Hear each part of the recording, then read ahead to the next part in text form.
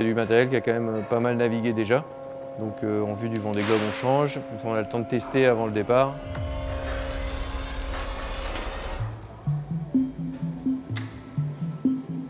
Le bateau et l'équipe ont parcouru 9000 milles quasiment avant cette sortie d'eau. C'est le dernier chantier avant le Vendée Globe.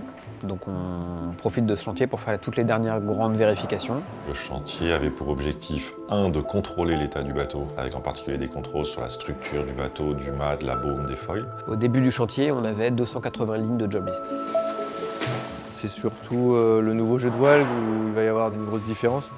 On s'est rendu compte que ça ne servait pas forcément à grand chose d'avoir des voiles très grandes ou trop grandes parce que à partir d'une certaine vitesse, il vaut mieux avoir des voiles un petit peu plus petites qui font moins de traînées aérodynamiques et au final qui favorisent les vitesses élevées. Il y a plein de choses qui vont améliorer l'ergonomie, des choses pratiques, les manœuvres, la vie à bord et qui vont parfois simplifier le bateau.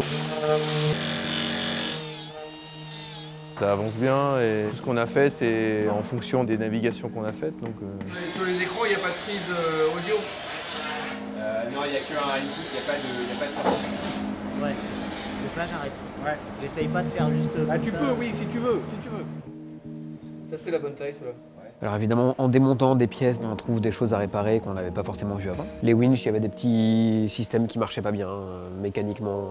On a un peu modifié les points de fixation et les casques d'hydrogénérateur.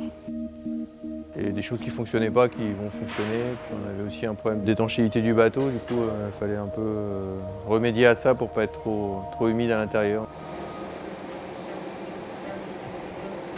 Pour nous, aujourd'hui, 99,9% de ce qui était prévu a été accompli.